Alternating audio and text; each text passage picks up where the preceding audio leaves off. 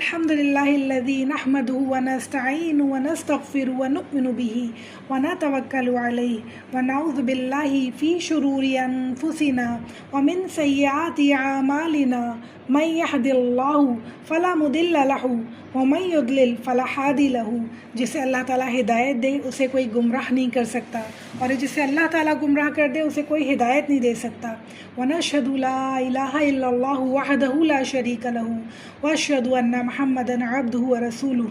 अम्मा बअद, रब्बि इश्रह ली सदरी व यस्सिर ली अमरी वहलुल उक़दतम मिन लिसानी यफ़क़हू क़ौली वजअल ली वज़ीरम मिन अहली रब्बिरहमहुमा कमा रब्बयानी सग़ीरा।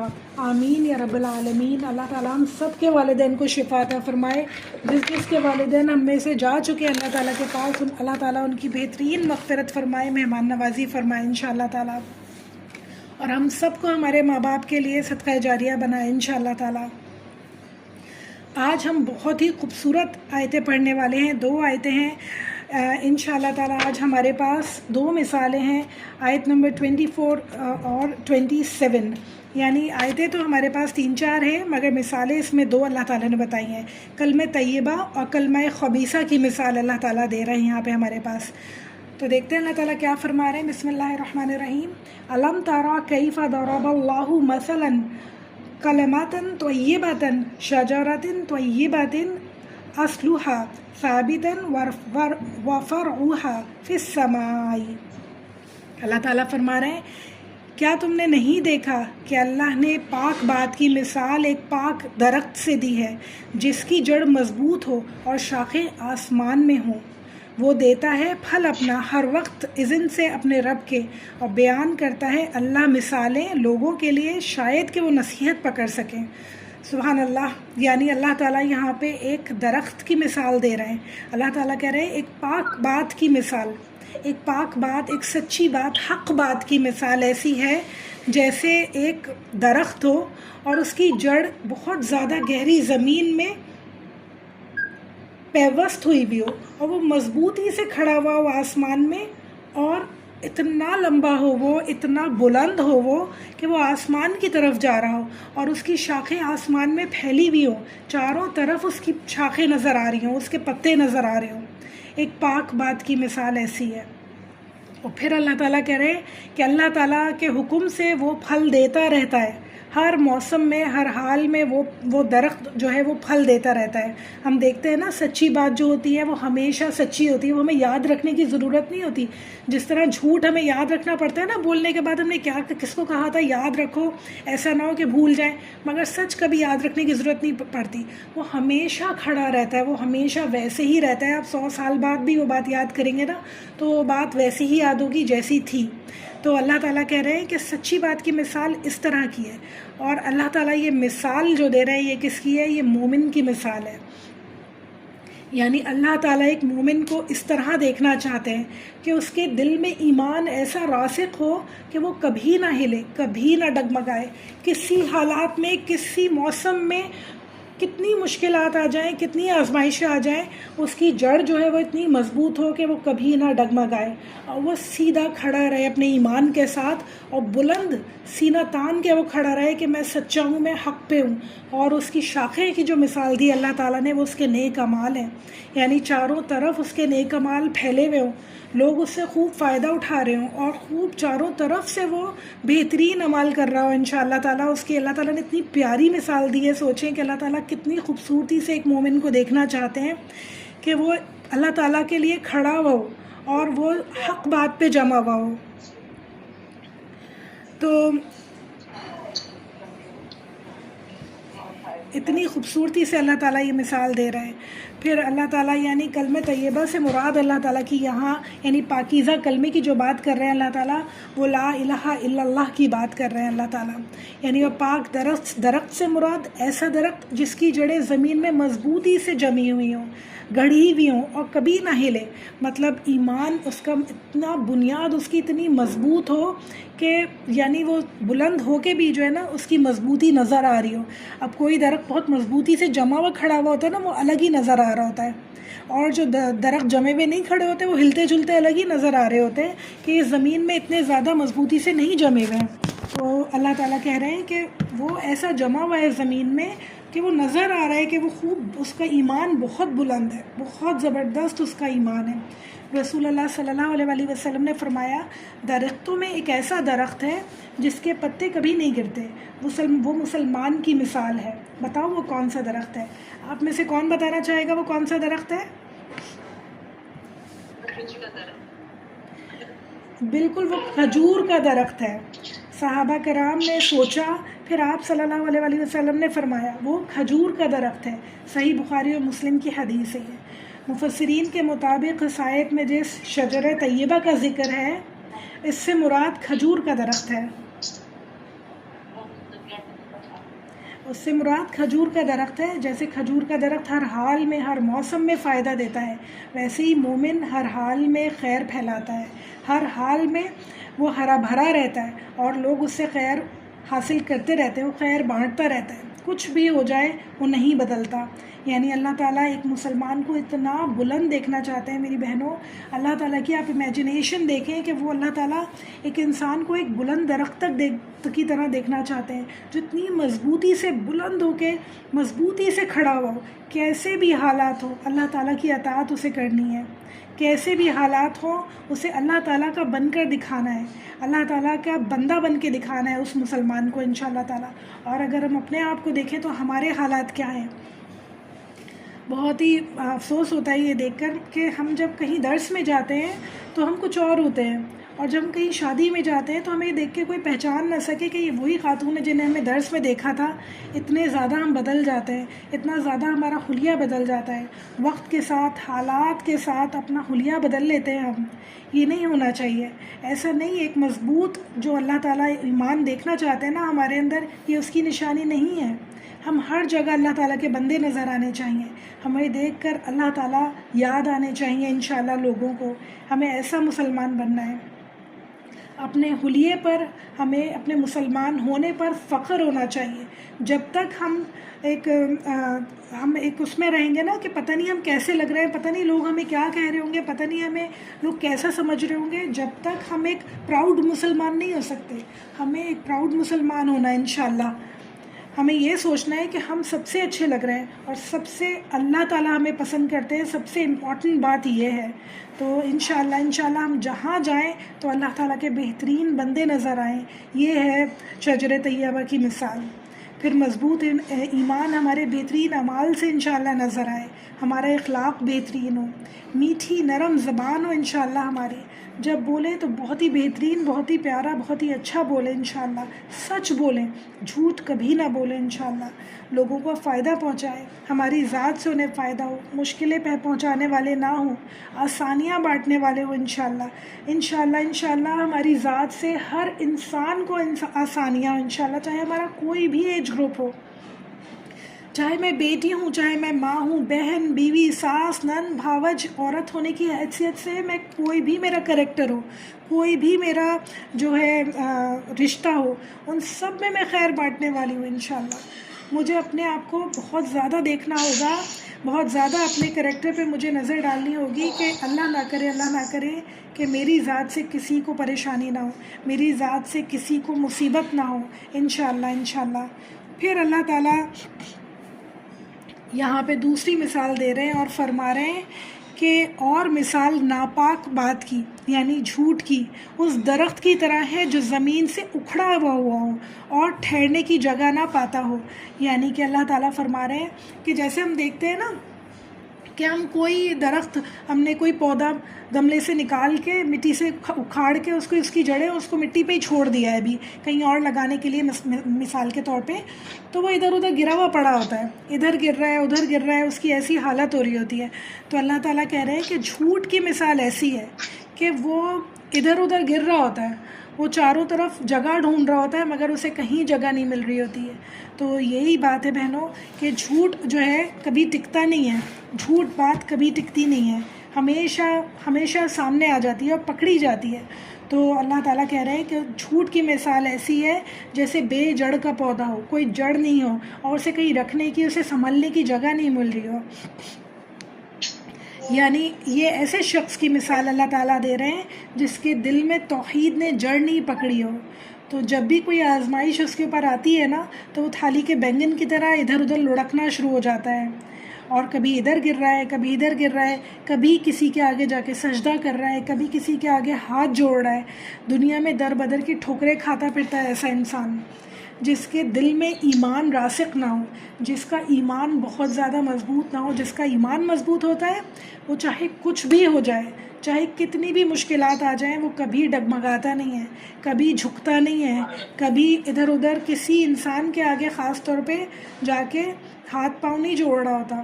تو اللہ تعالیٰ ہم سب کو انشاءاللہ بہترین سچا مسلمان بنائے، ایسا جن کے دلوں میں ایمان ایسا راسخ ہو کہ وہ اللہ کے آگے کبھی کسی کے آگے نہ جھکیں، اللہ کے آگے کبھی کسی کے آگے ہاتھ نہ پھیلائیں انشاءاللہ تعالیٰ. اچھا، اب پھر اس کے بعد ایک اور آیت ہے، آیت نمبر 27. اللہ تعالیٰ فرما رہے ہیں ثابت رکھتا ہے اللہ ان کے دلوں کو جو ایمان لائے، ساتھ بات کے مضبوط، اور زندگی میں دنیا کی اور آخرت میں، اور بھٹکا دیتا ہے ان ظالموں کو، اور کرتا ہے اللہ جو چاہتا ہے. یعنی اللہ تعالیٰ یہاں یہ فرما رہے ہیں کہ اللہ تعالیٰ اپنے فضل سے، اللہ تعالیٰ یہاں پہ ایک جو بات کہہ رہے ہیں نا تعالیٰ بقولی ثابت قدم رکھتا ہے اس دنیا میں، لا الہ الا اللہ پر ایمان والوں کو ثابت قدم رکھتا ہے اور آخرت میں بھی. اور اللہ تعالیٰ ظالموں کو چھوڑ دیتا ہے، بھٹکنے کے لیے چھوڑ دیتا ہے ان کے حال پہ. ہمارے پیارے نبی صلی اللہ علیہ وآلہ وسلم نے فرمایا یہ آیت قبر کے سوالات کے بارے میں نازل ہوئی ہے. یعنی اللہ تعالیٰ جو کہہ رہے ہیں نا کہ اس دنیا میں بھی لا الہ الا اللہ پہ ثابت قدم رکھتا ہے اور آخرت میں بھی، یعنی قبر کے سوالات جب ہوں گے تو اس وقت بھی اللہ تعالیٰ ایمان والوں کو ثابت قدم رکھتا ہے، اس وقت بھی اللہ تعالیٰ ایمان والوں کی حفاظت کرتا ہے، ان کے ایمان کی حفاظت کرتا ہے. یہ کیسے ہوتا ہے؟ یعنی یہ کیسے ہوگا؟ اللہ تعالیٰ کیسے ہمارے ایمان کی حفاظت کریں گے؟ یعنی جب ہم سے سوال جواب کیا ہوتا ہے یہ پتہ ہے؟ جب ہم قبر میں جائیں گے اور جب منکر نکیر آئیں گے اور سوال جواب ہوں گے تو کیا ہوں گے؟ بتائیں پلیز. من اسلام، من دین، من رب، من ربو کا، من رسول کا، تیرا رسول کیا ہے، تم کس دین پہ تھے، بالکل دین پہ تم نے زندگی گزاری. بالکل بالکل یہی 3 سوالات ہوں گے کہ تمہارا رب کون ہے، تمہارا دین کیا ہے، اور محمد صلی اللہ علیہ وآلہ وسلم کے بارے میں تمہارا خیال کیا ہے، یہ کون ہے.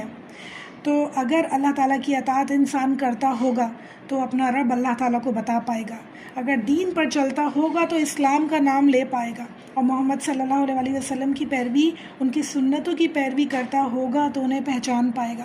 یعنی اس وقت جو جواب ہے نا وہ عادتاً نہیں دے پائے گا انسان. جیسے دنیا میں ہم عادتاً جواب دے دیتے ہیں نا، ہمیں سب سوالوں کے جواب پتہ ہے، ہم نے فٹ سے دے دیے. اس دن قبر میں عادتاً یہ جواب نہیں دے پائے گا، بلکہ جو دنیا میں عمل ہوں گے نا وہی اس کا جواب اس کے منہ سے نکلے گا. تو ہمیں جب قبر میں جواب دینا ہے نا اس کی تیاری ہمیں اس دنیا میں کرنی ہے. اپنے عمل انشاءاللہ ایسے کرنے ہیں کہ وہاں جا کے ہماری بہت آسانی سے انشاءاللہ تعالیٰ ہم جواب دے دیں. اور اللہ تعالیٰ یہاں پہ وعدہ کر رہے ہیں، یعنی اللہ تعالیٰ اب کہہ رہے ہیں کہ اللہ تعالیٰ ثابت قدم رکھتے ہیں، تو یقیناً اس دنیا میں اگر ہم اللہ تعالیٰ کی اطاعت کریں گے تو اللہ تعالیٰ آخرت میں ہمیں ثابت قدم رکھیں گے، قبر کے سوالات میں ہمارے لیے آسانی کریں گے انشاءاللہ تعالیٰ. قرآن میں جس شجر طیبہ کا مثال آئی ہے اس میں عملی تصور ہمیں صحابہ کرام کی زندگی سے ملتا ہے. واقعہ معراج سن کر جب کچھ لوگ سامنے سے انکار کرنے لگے، ماننے سے انکار کرنے لگے اور شک میں پڑ گئے، تو حضرت ابو بکر صدیق نے فرمایا محمد صلی اللہ علیہ وآلہ وسلم نے کہا ہے تو سچ کہا ہوگا. آپ کا یقین دیکھ کر کتنا خوبصورت یقین ہے. آپ دیکھیں حضرت ابو بکر کا، کسی حال میں کسی موقع پر ڈگمگایا نہیں.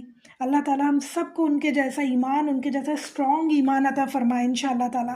یعنی ان کا دل اتنا زیادہ اسٹرانگ تھا، ایمان ان کا، کہ کچھ بھی ساری دنیا کہتی رہے مگر رسول اللہ صلی اللہ علیہ وآلہ وسلم نے کہا ہے تو سچ کہا ہوگا، اس کے آگے انہیں کچھ نہیں سننا. اللہ تعالیٰ ہم سب کے دلوں کو ایسا بنا دے کہ رسول اللہ صلی اللہ علیہ وآلہ وسلم نے حکم دیا ہے، انہوں نے کہا ہے تو سچ کہا ہوگا. ہمیں کچھ اور ایویڈنس نہیں چاہیے، ہمیں کچھ سوچنے کی ضرورت نہیں چاہیے کہ ہم کر سکتے یا نہیں کر سکتے. انہوں نے سچ کہا ہے اور ہمیں اس پہ عمل کرنا ہے لازمی انشاءاللہ تعالی. حضرت عمر جب ایمان لائے تو اعلانیہ ایمان لائے اور حق کے لیے کھڑے ہو گئے. یعنی جب انسان حق پر ہوتا ہے تو اسے باطل سے ڈرنا نہیں ہے.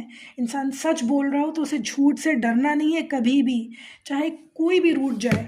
ہمیں لوگوں کے روٹنے کی، رشتہ داروں کے روٹنے کی بہت فکر ہوتی ہے نا، اور ہم جھوٹ کا ساتھ دینے لگتے ہیں. اور ہم کیا کرتے ہیں کہ ہم سچ کو چھوڑ کر ہم جھوٹ کا ساتھ دینے لگتے ہیں. کتنے افسوس کی بات ہے یہ کہ ہمارا کوئی رشتہ دار ہم سے روٹ نہ جائے تو ہم اپنے لیے کتنا نقصان کر رہے ہیں.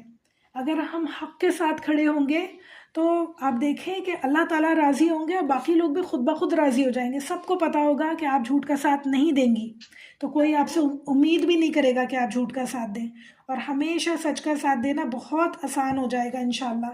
تو اللہ تعالیٰ ہم سب کو بہترین سچ کا ساتھ دینے والا بنائے. چاہے ہمارے سامنے کوئی بھی کھڑا ہو، ہمارا پیارا ہی کیوں نہ کھڑا ہو جو جھوٹ بول رہا ہو، جھوٹ غلط ہے تو ہمیں اسے غلط کہنا ہے انشاءاللہ، اور سچ کا ساتھ دینا ہے ہر حالت میں انشاءاللہ. معصب بن عمیر مکہ کے مالدار نوجوان تھے. اسلام لائے تو سب کچھ چھوڑ دیا، مدینہ میں قرآن سیکھا اور باقی زندگی سادگی سے گزاری. یعنی انسان کے دل میں جب اللہ توکل ہوتا ہے نا تو اس کی زندگی آسان اور پرسکون ہو جاتی ہے. جب لوگوں پہ انسان ڈپینڈ کرتا ہے نا، جب لوگوں کے بارے میں سوچتا ہے تو پھر کیا ہوتا ہے، اس کی زندگی مشکل ہو جاتی ہے، چاروں طرف کے اس کو منہ دیکھنے پڑتے ہیں. مگر جب انسان دیکھتا ہے کہ مجھے صرف اللہ کی ماننی ہے اور جو اللہ تعالیٰ کے احکامات سے جس کی باتیں کلیش کر رہی ہوں گی نا، مجھے اس کی کبھی نہیں ماننی ہے، چاہے وہ کوئی بھی ہو. تو آپ دیکھیں گے اللہ تعالیٰ سارے معاملات خود بخود آسان کرنے لگیں گے. اللہ تعالیٰ سب کچھ خود ہینڈل کر لیتے ہیں، یقین جانیں خود ہینڈل کرتے ہیں اللہ تعالیٰ سارے لوگوں کو، سارے لوگوں کے دلوں کو، معاملات کو. کچھ بھی مشکل نہیں ہوتا، خالی آپ کو فرسٹ اسٹیپ لینا ہے، اللہ تعالیٰ کی پارٹی میں شامل ہونا ہے انشاءاللہ. پھر آپ دیکھیں کہ سارے معاملات آسان سے آسان تر ہوتے چلے جائیں گے انشاءاللہ. مکہ میں قریش کے کیا حالات تھے سردار کے وہاں کے، کہ رسول اللہ صلی اللہ علیہ وآلہ وسلم کی مخالفت کیا کرتے تھے، جانتے ہوئے کہ وہ سچ کہہ رہے ہیں، جانتے ہوئے کہ وہ حق ہے ان کا کلمہ، پھر بھی ان کی مخالفت کیا کرتے تھے، پھر بھی ان کے اوپر الزامات لگایا کرتے تھے. ایسا کیوں تھا؟ یعنی ان کو میرا قبیلہ، میرے رشتہ دار، میری کرسی، میرا اقتدار، میری عزت، میرا مال، اس میں کوئی کمی نہ آ جائے. جب ہم ان چیزوں کو سب کو دیکھ رہے ہوتے ہیں نا، جب ہی ہم حق کو، سچ کو جھٹلاتے ہیں. یہ ہم سب کا حال ہے، یہ صرف اس وقت کے لوگوں کا حال نہیں تھا، یہ ہم سب کا حال ہے. جب ہمارے سامنے ہماری ان تمام جو چیزیں ہیں، ہماری جو میں نے گنوائی ہیں، ان کے اگینسٹ سچ کھڑا ہوا ہوتا ہے نا، تو پھر ہم سچ کو کبھی نہیں چنتے، ہم ہمیشہ اپنے مفادات کو چنتے ہیں. تو اللہ تعالیٰ ہم سب کو حق اور سچ کو چننے والا بنائے انشاءاللہ تعالیٰ. ہمارا جو مین پوائنٹ ہے آج کا وہ یہی ہے کہ ہمیں حق کو چننا ہے، سچ کو چننا ہے. جب ہم اس دنیا میں سچ کو چنیں گے، سچ کہیں گے، سچ بولیں گے انشاءاللہ تعالیٰ، حق کا ساتھ دیں گے ہمیشہ، تو کیا ہوگا کہ اللہ تعالیٰ اس دنیا میں بھی لوگوں کو راضی کر دیں گے اور آخرت میں بھی ہمارے لیے بہت آسانیاں ہو جائیں گی. قبر کے سوال جواب ہمارے لیے آسان ہو جائیں گے کیونکہ ہم ہمیشہ سچ کا ساتھ دینے والے ہیں. اور لا الہ الا اللہ سچ ہے، اللہ اور اللہ کے نبی سچ ہیں. جب ہم سچ کا ساتھ دیں گے تو یعنی ہم اللہ کا ساتھ دے رہے ہیں، ہم اللہ کے نبی کا ساتھ دے رہے ہیں انشاءاللہ تعالیٰ. تو اس کے لیے ہمیں کیا کرنا ہوگا؟ ہمیں اپنے ایمان کو مضبوط کرنا ہوگا، اپنے یقین کو مضبوط کرنا ہوگا. اور یہ یقین ہمارے اندر کیسے مضبوط ہوگا؟ اللہ تعالیٰ سے تعلق مضبوط کرنا ہوگا اس کے لیے. یعنی ہم سوچیں اگر، تو قرآن ہم کھولتے ہیں رمضان، اور اگر اس کے علاوہ کھولتے بھی ہیں تو تلاوت کرتے ہیں جو عربی میں ہوتی ہے، بہت ثواب ہے اس کا، کوئی شک نہیں ہے اس میں. مگر ہماری سمجھ میں کچھ نہیں آتا کہ اللہ تعالیٰ ہم سے چاہتے کیا ہیں، اللہ تعالیٰ ہم سے کیا فرما رہے ہیں. اللہ تعالیٰ نے ہمیں زندگی گزارنے کے جو سارے طریقے بتائیں اس سے تو ہم نا واقف ہیں نا. اللہ تعالیٰ نے ہمیں شجر طیبہ میں اور شجر خبیثہ میں جو فرق بتایا اس سے تو ہم نا واقف ہیں. زندگی تو ہماری اسی معمول سے چل رہی ہے، وہ ہم وہی کر رہے ہیں جو ہمارا دل چاہتا ہے. تو اللہ تعالیٰ انشاءاللہ تعالیٰ اللہ کے قریب ہونا ہے، اپنے ایمان کو مضبوط کرنا ہے تو تفسیر پڑھنی ہوگی، ترجمہ سیکھنا ہوگا، پڑھنا ہوگا انشاءاللہ، آیات پر غور و فکر کرنا ہوگا. یہ ہم سب کے کرنے کے کام ہیں. ٹو ڈو پوائنٹس ہیں یہ سارے انشاءاللہ تعالیٰ. ہمیں ہر آیت میں ہمارا پڑھنے کا مقصد یہ ہے کہ ہمارا آیت میں سے اپنے لیے عمل کے پوائنٹس نکالے. تو انشاءاللہ تعالیٰ ہم جب رمضان ہمارے مکمل ہو جائیں گے اس کے بعد بھی ہم تفسیر سمجھتے رہیں گے، پڑھتے رہیں گے، آیات پہ غور و فکر کرتے رہیں گے انشاءاللہ تعالیٰ. سورہ انفال آیت نمبر 2 میں اللہ تعالیٰ فرماتے ہیں جب اللہ تعالیٰ کی آیت پڑھی جاتی ہیں تو ایمان بڑھ جاتا ہے. اس میں کوئی شک نہیں ہے، اس بات میں ہمیں کوئی شک نہیں ہونا چاہیے کہ ایمان بڑھ جاتا ہے جب اللہ تعالیٰ کی آیت پڑھی جاتی ہے. تو پڑھنی ہے ہمیں انشاءاللہ، اور سمجھ کے پڑھنی ہے تاکہ ایمان ہمارا بڑھتا جائے انشاءاللہ. آہستہ آہستہ ہماری جو جڑیں ہیں ایمان کی ہمارے دل میں راسخ ہوتی چلی جائے انشاءاللہ، اور ہمارا ایمان مضبوط ہوتا چلا جائے. پھر دوسری بات، ہمیں نمازوں کی پابندی کرنی ہوگی. سورہ عنکبوت میں آتا ہے آیت نمبر 45، نماز برائی سے اور بے حیائی سے روکتی ہے، ایمان کو تازہ رکھتی ہے. یعنی کہ اگر ہم برائی میں پڑ جاتے ہیں، بے حیائی میں کسی بھی طرح سے، چاہے وہ دیکھیں، چاہے وہ سنیں، چاہے وہ کریں، کسی بھی طرح سے ہم برائی میں پڑ جاتے ہیں، تو کیا ہوتا ہے، آہستہ آہستہ ایمان فارغ ہونا شروع ہو جاتا ہے، رخصت ہونا شروع ہو جاتا ہے ہمارے پاس سے. آہستہ آہستہ وہ ہمیں جو ایمان کی گرمی ہوتی ہے نا، وہ محسوس ہونی کم ہو جاتی ہے. یہی تو ہوتا ہے کہ رمضان میں ہم بہت زیادہ مضبوط ہمارا ایمان ہوا ہوتا ہے، کیونکہ چاروں طرف سے قرآن سن رہے ہوتے ہیں، پڑھ رہے ہوتے ہیں، اور جیسے ہی رمضان ختم ہوتا ہے ہم قرآن کو رکھ دیتے ہیں اور سننا بھی بند کر دیتے ہیں، اور عمل بھی کرنا ہمارا آہستہ آہستہ آہستہ آہستہ ایک مہینے کے اندر سارا واش آؤٹ ہو جاتا ہے، جو ہم نے رمضانوں میں سیکھا، سنا اور عمل کے لیے بہت نیت کی تھی کہ انشاءاللہ پورے سال عمل کریں گے، مگر سب کچھ ختم ہو گیا. کیوں؟ کیونکہ ہم نے تعلق ختم کر دیا قرآن سے، کیونکہ ہم نے اللہ تعالیٰ کی کتاب کو پھر دوبارہ ریپ کر کے رکھ دیا. تو ایسا نہیں کرنا بہنوں، ہمیں انشاءاللہ نماز کی پابندی کرنی ہے، قرآن کی پابندی کرنی ہے انشاءاللہ تعالیٰ، اور چھوٹی چھوٹی نئی صورتیں یاد کریں. جب ہم نئی صورتیں یاد کر کے نماز میں پڑھتے ہیں نا، تو بہت اٹینٹیو رہتے ہیں. ہمیں یہ یاد رہتا ہے کہ ہم نے یہ آیت پڑھی ہے، اب ہمیں یہ پڑھنی ہے، تو دماغ ادھر ادھر نہیں جاتا، اور بہت بہترین نماز ہوتی ہے. تو انشاءاللہ ہم سب کو اپنی نمازوں پہ ورک آؤٹ کرنا ہے، پہلے اپنے قرآن پہ بھی ورک آؤٹ کرنا ہے، پھر اپنی نمازوں پہ بھی ورک آؤٹ کرنا ہے کہ انشاءاللہ بہترین طریقے سے ہم اپنی نماز پڑھیں انشاءاللہ. پھر کثرت سے دعا کریں. نبی صلی اللہ علیہ وسلم نے، ہمارے پیارے نبی صلی اللہ علیہ وسلم نے ہمیں دعا سکھائی، یا مقلب القلوبی ثبت قلبی علی دینک، اے دلوں کو پھیرنے والے، میرے دل کو میرے دین پر ثابت قدم رکھ، میرے دل کو میرے دین پر پھیر دے، دین کی طرف پھیر دے. یعنی سب سے امپورٹنٹ کام جو ہے وہ دل کو لگانا ہے دین کی طرف، اللہ تعالیٰ کی طرف ہم سب کو اپنے دل کو لگانا ہے انشاءاللہ. اس کے لیے نیک صحبت اختیار کرنی ہوگی، ایسے لوگوں کے درمیان بیٹھنا ہوگا جو اللہ تعالیٰ سے محبت رکھنے والے ہیں، اللہ تعالیٰ کے دین کی باتیں کرنے والے ہیں، قرآن پڑھنے، پڑھانے، سیکھنے، سکھانے والے ہیں انشاءاللہ. جب ایسے لوگوں میں انسان بیٹھتا ہے نا، تو بہت موٹیویٹڈ رہتا ہے، بہت اس کا دل چاہتا ہے کہ مجھے بھی پڑھنا چاہیے، مجھے بھی سیکھنا چاہیے، مجھے بھی تفسیر پڑھنی چاہیے، کچھ حفظ بھی ہونا چاہیے. وہ قرآن میں انشاءاللہ آگے سے آگے بڑھتا چلا جاتا ہے. اور جب ایسے لوگوں میں انسان اٹھنا بیٹھنا چھوڑ دیتا ہے نا، تو وہ دنیاوی لوگوں میں بیٹھتا ہے، تو دنیاوی چیزوں میں وہ لگتا چلا جاتا ہے، وہ سیلز کو ڈھونڈتا رہے گا، وہ ڈراموں میں دیکھتا رہے گا، یعنی وہ سب چیزیں جو دنیا کی ہیں وہ اس میں مصروف ہو جاتا ہے. تو اللہ ہم سب کو توفیق دے کہ ہم بہترین انسان بنے، بہترین مسلمان بنے انشاءاللہ تعالیٰ. پھر ہمیں گناہوں سے بچنے کی کوشش کرنی ہوگی.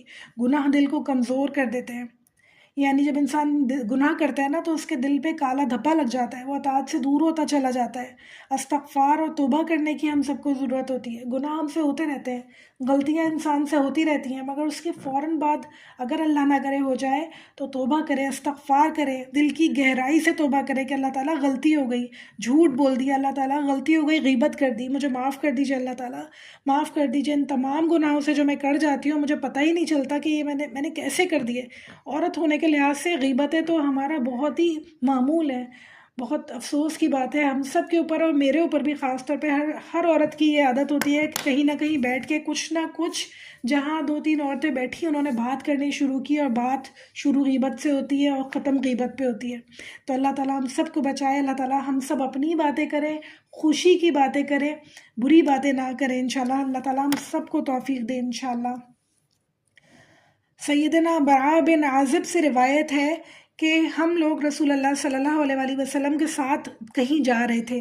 آپ صلی اللہ علیہ وسلم کی نظر لوگوں پر پڑی، تو آپ صلی اللہ علیہ وسلم نے پوچھا یہ لوگ یہاں کیوں جمع ہیں؟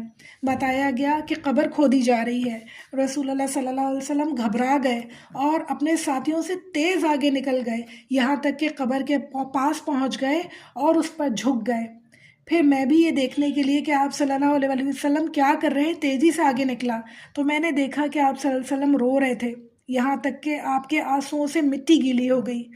پھر آپ نے ہماری طرف متوجہ ہوا اور فرمایا اے میرے بھائیوں اس جیسے دن کی تیاری کر لو، اے میری بہنوں اس جیسے دن کی تیاری کر لو، یہ دن بہت جلد سب کے پاس آنے والا ہے، سب کے پاس یہ دن بہت جلد آنے والا ہے۔ آج میں نے دیکھا کہ میرے برابر والے گھر میں موت ہوئی ہے، کل میرے سامنے والے گھر میں موت ہوئی تھی، آج میرے گھر میں بھی موت ہو سکتی ہے اور وہ میری بھی ہو سکتی ہے، کسی کا کچھ پتہ نہیں ہے۔ اس دن کی ہمیں تیاری کرنی بہت زیادہ ضروری ہے۔ اگر ہم یہ دیکھیں کہ ایک دن ہمیں یہ ٹرائی کرنا ہوگا کہ اندھیرا کر کے اپنے کمرے میں اور ایک ایسی جگہ پہ لیٹ جائیں جہاں سے یہ کھڑکی کی اور دروازے کے نیچے سے روشنی نہیں آ رہی ہو، ایسی جگہ لیٹ جائیں، زمین پر لیٹ جائیں اور پھر سوچیں کہ یہ ہماری قبر ہے، اور سوچیں کہ اللہ نہ کرے کہ پاس سے سانپ بچھو نکل کے میرے اوپر چلنے شروع ہو گئے، میرے اوپر چڑھ رہے ہیں، مجھے محسوس ہو رہے ہیں چڑھ رہے ہیں۔ ایک دن میں نے ایسا کیا تھا، آپ یقین کریں مجھے لگنے لگا کہ میرے اوپر چیزیں چڑھنی شروع ہو گئی ہیں اور میں فوراً سے اٹھ کے بیٹھ گئی۔ اتنا مجھے خوف آیا، میں نے کہا بھائی میں یہ برداشت نہیں کر سکتی، میں نے فوراً سے اٹھ کے لائٹ کھول دی، اتنا مجھے ڈر لگ رہا تھا، حالانکہ مجھے پتا تھا میں اپنے کمرے میں ہوں، کوئی سانپ بچھو نہیں ہے، کچھ بھی نہیں ہے۔ آپ سوچیں جب انسان قبر میں ہوگا اسے پتہ ہوگا کہ اب میرے ساتھ کیا ہونے والا ہے، اور اللہ نہ کرے کہ یہ چیزیں ہونی شروع ہو جائیں گی، وہ کہاں بھاگے گا، کس کو پکارے گا بچانے کے لیے؟ کوئی نہیں ہوگا اس دنیا میں۔ تو میں نے اٹھ کے فوراً سے لائٹ کھولی اور اس پورے جو ایک ہیبت ناک منظر تھا اس سے باہر آ گئی، مگر جب قبر میں ہوں گی تو کون آئے گا میرے پاس مجھے بچانے کے لیے؟ کوئی بھی نہیں آئے گا، سب مجھے دفنا کے جا چکے ہوں گے اپنے گھروں پہ، اور کھانا کھل گیا ہوگا، سب آرام سے بیٹھ کے کھانا کھا رہے ہوں گے، کوئی نہیں ہوگا میرے پاس۔ تو مجھے اس دن کی تیاری کرنی ہے انشاءاللہ، خود اپنے لیے، خود مجھے اپنی قبر کی تیاری کرنی ہے کہ مجھے کیسے بچنا ہے قبر میں، سوال جواب کے کیسے جواب دینے ہیں۔ ہمارے پیارے نبی صلی اللہ علیہ وآلہ وسلم کی فکر دیکھیں آپ، کہ قبر دیکھ کے انہیں رونا آ گیا۔ ہم کتنے لوگوں کو مرنے کی خبر سنتے ہیں اور ہمیں احساس بھی نہیں ہوتا اس بات کا کہ ہمیں بھی مرنا ہے، کہ ایک دن ہمیں بھی قبر میں جانا ہے، ہمیں پتہ ہی نہیں چلتا۔ ٹنوں مٹی کے نیچے ہم تنہا دفن ہوئے ہوں گے، وہاں کوئی ہمارے کام نہیں آئے گا۔ پھر سوال جواب کا سلسلہ شروع ہونا ہے، منکر اور نکیر آئیں گے۔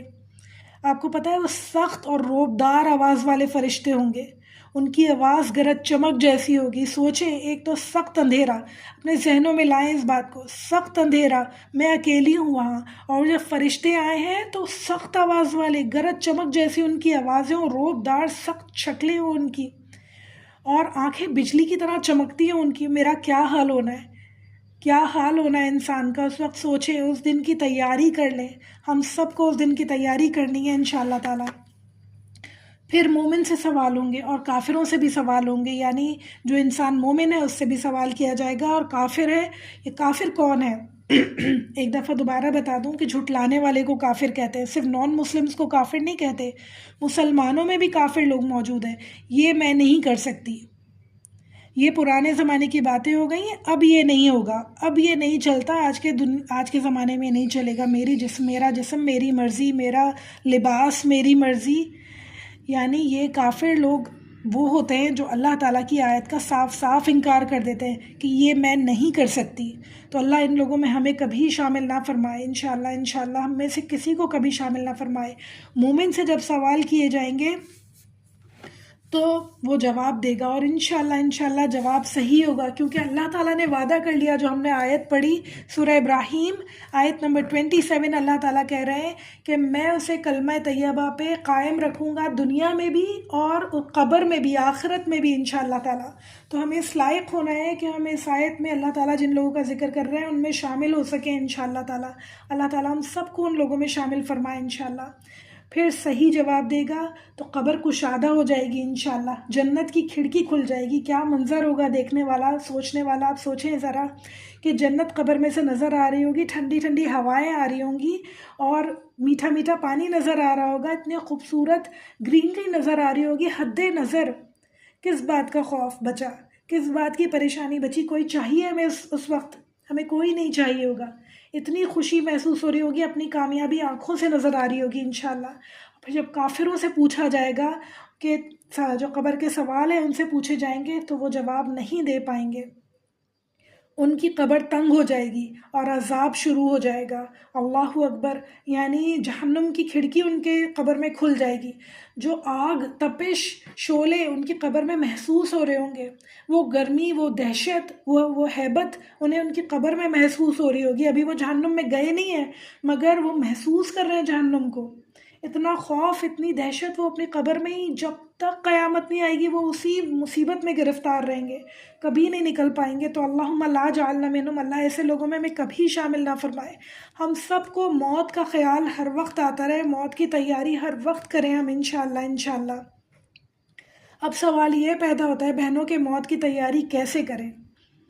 کلمہ لا الہ الا اللہ پر یقین رکھیں سب سے پہلے، یعنی کہ اللہ تعالیٰ واحد ہے، اللہ تعالیٰ کے علاوہ کسی کا حکم نہیں، کسی کی رضامندی نہیں، کسی کی اطاعت نہیں، یعنی اللہ تعالیٰ کے حکم کے آگے اگر کوئی کھڑا ہو رہا ہے نا تو پھر ہمیں کسی کی نہیں سننی ہے، نہیں ماننی ہے، صرف اور صرف اللہ تعالیٰ کا حکم ماننا ہے انشاءاللہ۔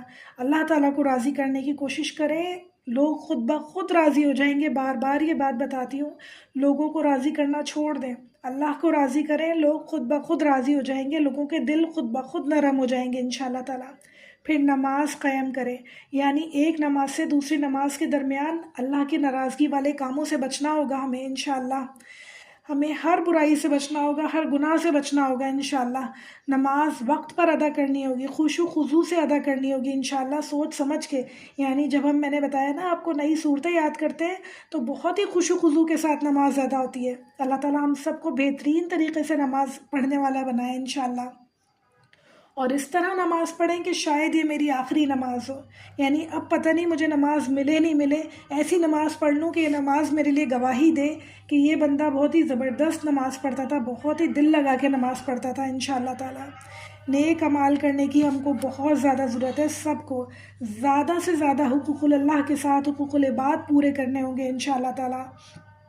یعنی جیسے اللہ تعالیٰ نے کہا نا کہ شجر طیبہ کے پتے چاروں طرف پھیلے ہوئے ہوتے ہیں، چاروں طرف ہمیں نیکیاں کرنی ہوگی، جو نیکی ہم سے بنے وہ نیکی کریں، صدقات جو بنے، مسکرا کر دیکھنا ہے تو وہ بھی ہمیں چھوٹا نہیں لگنا چاہیے، کسی کو ایک کھجور دیں وہ بھی ہمیں چھوٹی نہیں لگنی چاہیے، ہر طرح کا صدقہ، ہر طرح کی خیرات، ہر طرح کی لوگوں کی مدد، ہر طرح کی نیکی انشاءاللہ ہمیں بانٹنی ہوگی چاروں طرف، تاکہ زیادہ سے زیادہ ہم انشاءاللہ تعالیٰ نیک عمل کر سکیں۔ کل ہم مسجد میں سورہ اعراف پڑھ رہے تھے تو اس وقت میرے دل میں آیا کہ اللہ تعالیٰ ہمیں کسی کو بھی ہم میں سے اعراف پہ بھی نہ بٹھائے۔ اعراف وہ ایک برج سمجھ لیں آپ جو جنت اور دوزخ کے درمیان ہے، وہاں وہ لوگ بیٹھے ہوں گے جن کے نامہ اعمال یعنی جن کے اعمال برابر ہیں، یعنی اگر ایک نیکی اور ہو تو وہ جنت میں چلے جائیں، ایک گناہ اور ہو تو وہ دوزخ میں چلے جائیں۔ اللہ تعالیٰ ان کا فیصلہ سب سے آخر میں کریں گے، انہیں اعراف پہ بٹھا دیا جائے گا، اور پھر اس کے بعد وہ سب کو دیکھ رہے ہوں گے جنت میں جانے والوں کو، اور وہ حسرت کر رہے ہوں گے اللہ تعالیٰ پلیز ایک نیکی کہیں سے اور آ جائے، صرف ایک نیکی اور آ جائے تو میں جنت میں چلی جاؤں، اور ایک گناہ میرا دھل جائے تو میں دوزخ سے بچ جاؤں۔ تو بہنوں وہ ایک نیکی کسی کو مسکرا کے دیکھنا بھی ہو سکتا ہے، کسی کو ایک گلاس پانی پلانا بھی ہو سکتا ہے، کسی کے راستے سے کوئی مشکل کی چیز ہٹانی بھی ہو سکتی ہے، ایک اچھا مشورہ بھی ہو سکتا ہے۔ تو کسی بھی نیکی کو چھوٹا نہیں سمجھیں، بس چاروں طرف انشاءاللہ نیکیاں کریں تاکہ ہمیں اللہ تعالیٰ اعراف پہ بھی نہ بٹھائے، سیدھے جنت میں جائیں انشاءاللہ، سابقون اولون کے ساتھ جنت میں جائیں انشاءاللہ تعالیٰ۔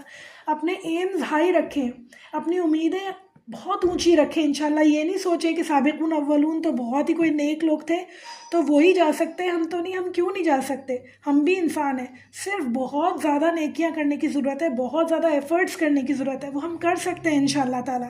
ایک دفعہ اپنے دل کو راضی کر لیں، سب کچھ کر سکتے ہیں انشاءاللہ۔ سیدنا ابن عمر سے روایت ہے، آپ صلی اللہ علیہ وآلہ وسلم کے پاس انصار کا ایک آدمی آیا، اس نے آپ صلی اللہ علیہ وآلہ وسلم کو سلام کیا، پھر پوچھا اے اللہ کے رسول صلی اللہ علیہ وآلہ وسلم، مومنوں میں سب سے افضل کون ہے؟ آپ صلی اللہ علیہ وآلہ وسلم نے فرمایا جن کا اخلاق سب سے اچھا ہے، تو اپنے اخلاق پہ ورک آؤٹ کرنا ہے انشاءاللہ۔ اور پھر انہوں نے دوسرا سوال پوچھا، اور مومنوں میں سب سے زیادہ عقل مند کون ہے؟ آپ صلی اللہ علیہ وآلہ وسلم نے فرمایا جو موت کو زیادہ یاد کرتے ہیں۔ ایسے وہی لوگ ہوتے ہیں بہنوں جن کا ایمان مضبوط ہوتا ہے، یعنی شجر طیبہ ہوتے ہیں، وہ جیتے جاگتے شجر طیبہ ہوتے ہیں، اور ان کا دل جو ہے اللہ تعالیٰ کی طرف مائل ہوتا ہے، ان کے دل میں جڑیں مضبوطی سے جمی ہوئی ہوتی ہیں اللہ تعالیٰ کے لیے، ایمان پر ان کی دل میں جڑیں مضبوط ہوتی ہیں، وہ سر اٹھائے دین کا علم اٹھائے رہتے ہیں اور دنیا میں مضبوطی سے کھڑے رہتے ہیں، کبھی ڈگمگاتے نہیں ہیں، کسی بھی سمت کی ہوائیں چلیں، کسی بھی طرح کی ہوائیں چلیں، وہ کبھی نہیں ڈگمگاتے، ان کے ایمان کبھی نہیں ڈگمگاتے، چاروں طرف لوگوں کو فائدہ پہنچاتے رہتے ہیں، چاروں طرف، چاہے وہ اپنے ہوں، چاہے وہ پرائے ہوں، چاہے وہ کوئی بھی ہوں، ان میں وہ خوشیاں بانٹتے ہیں، آسانیاں بانٹتے ہیں، رحمتیں جو اللہ نے دی ہیں، برکتیں جو اللہ نے دی ہیں، انہیں لوگوں میں بانٹتے ہیں انشاءاللہ۔ اللہ تعالیٰ کی نعمتوں کو بانٹنے والے ہیں، اللہ تعالیٰ کی جو برکتیں ہیں انہیں بانٹنے والے ہیں انشاءاللہ۔ اللہ تعالیٰ ہم سب کو ان لوگوں میں شامل فرمائے جنہیں اللہ تعالیٰ نے جن کی مثال دی ہے کہ وہ شجر طیبہ جیسے ہیں انشاءاللہ انشاءاللہ انشاءاللہ۔ اللہ تعالیٰ نے جو ہمیں یہ آیتیں پڑھنے کی توفیق عطا فرمائی، ان پہ عمل کرنے کی توفیق عطا فرمائے انشاءاللہ تعالیٰ۔ دعا کر لیتے ہیں۔ اللہم صلی علی محمد وعلی آل محمد کما صلیت علی ابراہیم وعلی آل ابراہیم انک حمید مجید، اللہم بارک علی محمد وعلی آل محمد کما بارکت علی ابراہیم وعلی آل ابراہیم انک حمید مجید۔ رب ارحمہما کما ربیانی صغیرا، ربنا هب لنا من ازواجنا وذرياتنا قرة اعين واجعلنا للمتقين اماما، آمین۔ ربنا لا تزغ قلوبنا بعد اذ هديتنا وهب لنا من لدنك رحمة انك انت الوهاب، ربنا ظلمنا انفسنا وان لم تغفر لنا وترحمنا لنكونن من الخاسرين، ربنا افرغ علینا صبرا وتوفنا مسلمین۔ اے میرے اللہ، اے میرے پروردگار، ہدایت دینے کے بعد ہمارے دلوں کو ٹیڑھا نہ کر دیجیے، میرے پروردگار ہمارے دلوں کو ہمیشہ ہمیشہ اپنی طرف مائل رکھیے، میرے اللہ ہم سب کے دلوں کو اپنے دین کی طرف پھیر دیجیے انشاءاللہ، گناہوں سے ہمیں نفرت ہو جائے، برائیوں سے ہمیں نفرت ہو جائے، اللہ تعالیٰ ریاکاری سے ہمیں نفرت ہو جائے، صرف اللہ تعالیٰ صرف اور صرف اخلاص کے ساتھ نیکیاں کریں، آپ کے لیے نیکیاں کریں، اللہ تعالیٰ اپنی آخرت کے لیے نیکیاں کریں انشاءاللہ۔ اے میرے رب، اے میرے رب، بے شک ہم ایمان لائے، بس ہمیں بخش دیجئے، میرے اللہ ہمیں بچا لیجئے، آگ کے عذاب سے بچا لیجئے میرے اللہ، قبر کے عذاب سے بچا لیجئے، قبر کی ہیبت سے بچا لیجئے، اللہ تعالیٰ ہم سب کو قبر کی ہیبت سے بچا لیجئے میرے اللہ۔ قبر کے سوال جواب ہمارے لیے آسان کر دیجئے، قبر کے سوال جواب ہم بہت آسانی سے دے سکیں، اس دنیا میں ہمیں وہ سوالوں کے جواب دینے کے لائق بنا دیجئے، تیاری کرنے والا بنا دیجئے میرے اللہ، اس دنیا میں ہمیں تیاری کرنے والا بنا دیجئے۔ اے اللہ ہم نے اپنی نفس پر بہت ظلم کیا، اپنی جانوں پر بہت ظلم کیا اللہ تعالیٰ، اگر آپ ہمارے اوپر رحم نہیں فرمائیں گے، ہمیں معاف نہیں فرمائیں گے اللہ تعالیٰ، تو ہم خسارے پانے والوں میں سے نہ ہو جائیں میرے اللہ، ہم میں سے کسی کو خسارہ پانے والوں میں کبھی شامل نہیں فرمائیے گا میرے اللہ، ہم سب کو انشاءاللہ شجر طیبہ کی طرح بلند کر دیجئے اللہ تعالیٰ، ہم سب کے دلوں میں ایمان کو راسخ کر دیجئے اللہ تعالیٰ، ہم سب کے دلوں میں ایمان کو ایسا مضبوط کر دیجئے کبھی نہ ڈگمگائے انشاءاللہ، کبھی نہ ڈگمگائے میرے اللہ، ہم سب کے اوپر صبر انڈیل دیجئے، جو ہمیں مشکل لگے اطاعت کرنا اس میں صبر عطا فرمائیے، استقامت عطا فرمائیے، ہماری مدد کر دیجئے اللہ، آپ کی مدد کے علاوہ کچھ نہیں ہو سکتا، ہم بہت کمزور ہیں اللہ تعالیٰ، ہمیں طاقت و قوت عطا فرمائیے